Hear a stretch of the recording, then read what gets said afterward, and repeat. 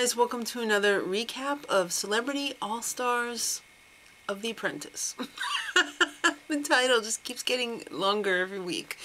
Alright, so Gary has survived last week's boardroom. He returns and Lisa and Penn are like, no. It's like only having two people on the team. They were a little bit surprised, maybe not, but disappointed, yeah. Trace gets to deliver his check to the American Red Cross, which was pretty cool.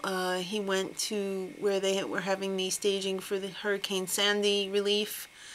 And yeah, it's a good time. That's what I really enjoy about this show. So they meet up in Times Square, and we find out that this week it's going to be observed by George and Bret Michaels. I guess the Trumpies, the kids, had something to do. So it's all about the interactive South African tourist experience. They're going to have to make an interactive tourist expo, and they're going to highlight the big five of each of the different packages. One is the romance package and one is the adventure package. So the PMs are Penn and Brandy. Both teams want the adventure package, but they had to flip a coin, and Team Power got the adventure package. And that means Penn stuck with, you know, the romance. Everybody wanted the other one, though, because they thought, well, it's all about safari. Let's just get some animals and call it done. But they didn't want them talking about safari at all, because everyone knows that South Africa is about safari. They want to highlight the 5 other things that it's about that people don't realize. And that would be glamping, which is glamorous camping, shark diving, I guess. You go down in a shark cage and check out the sharks, golfing, zip lines, surfing. So they came up with the idea of, let's serve this rooibos tea that is like specific to South Africa. We'll get a fake shark, put him in a cage. It'll be interesting. People can talk to the shark. Trace and Lil Jon go shopping, and we find out that Trace has some very specific ideas about how men and women shop differently, and it was semi-funny. Obviously, men walk in and are like, we want that, and women don't. The shark was a little weird. I mean, it might be like a cool idea, but maybe not in this context.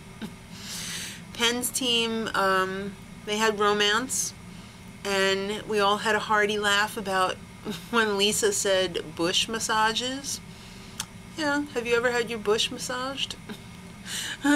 No.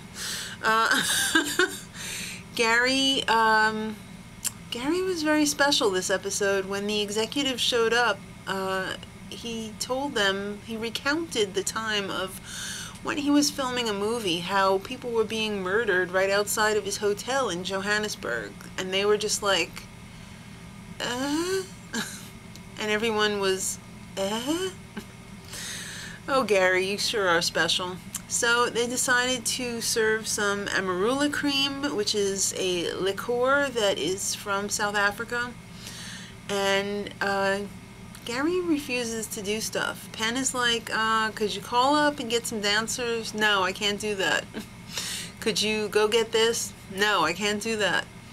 They are shorthanded to begin with. The other team has 4, and Penn's team only has 2, basically, because Gary ain't doing anything except eating his chicken and throwing the bones around. What is up with that? When they asked him to do stuff, he took his chicken and went in the other room.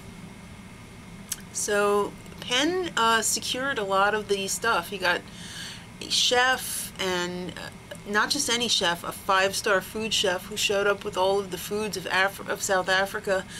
They also got some Zulu dancers to perform. They ended up getting Paul Simon's musicians from his album that he did, Graceland. his drummer. It was really, it all came together, and it was all mostly thanks to Penn, because Penn had some connections. So the travel experiences, which they really didn't give them that much time to put together, were judged by travel pros, South African travel pros. And Team Power, let's talk about them first. They had an executive chair zip line. Yeah. That consisted of being strapped into an office chair and putting on a helmet and being pushed around the room by Mary Lou Henner. Yeah. And then they had some television set up showing some of the other stuff, and they had the putting green that they bought, and it was serving the tea, and the talking shark was really quite weird. And the slogan that they came up was U plus South Africa equals adventure, which wasn't horrible. So then it seemed like that was okay, but then they went to Plan B's presentation, which was really head and shoulders above theirs.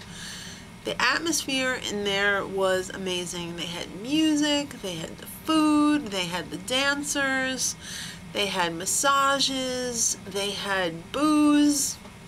You gotta have the booze. And their slogan was Beyond Safari, and then some blah blah blah other stuff.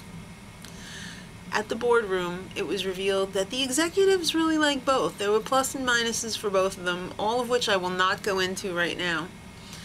And little interesting fun side fact, Penn Jillette has never had a drink or recreational drugs.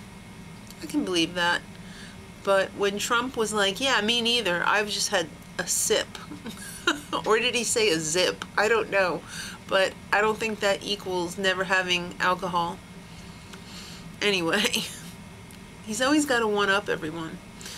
So we have a lot of talk about Gary in this preliminary boardroom, probably because the outcome was so obvious that they had some time to fill. So they talked a lot about Gary and how special he is, and how he comes up with all his little Garyan acronyms. And romance, according to Gary, is relying on magnificent and necessary compatible energy. He's nothing short of a genius in some way. I don't know, but Gary, he refused to do things, but it didn't matter because his team didn't lose, even though he sucked. So Brandy's team lost. The executives thought it was pretty juvenile, and I'm gonna have to agree. It was pretty juvenile. And Lil Jon was the one responsible for picking adventure. You know what? Everybody thought adventure was going to be easier than romance, and it turned out that it wasn't. So Trump wanted, he was really pushing for Brandy to bring back Lil Jon, but she didn't take the bait because she's too dumb. You know what? It didn't matter who she was bringing back, but she ended up bringing back Trace and Mary Lou. Trump wanted her to bring back Lil Jon, but I think even if she brought him back, she still would have been fired, so Brandy was fired. Not surprising, because she kind of sucked. Kind of. And she hasn't won any money for her charity. This was the second time that she lost. She was 0 for 2. And he ended up throwing her $20,000, and she was all like, oh, Mr. Trump, that's so kind, blah, blah, blah. You didn't have to do that. You know what? It was no skin off his nose. He didn't have to do it for anybody else because they all freaking won. Eventually, or something. So she went home and she was able to say, look, I scored $20,000 for my charity. So next week, oh boy, Gary is barking mad. And I'm thinking, like, what else is new? That's Gary all the time. So until then, much love.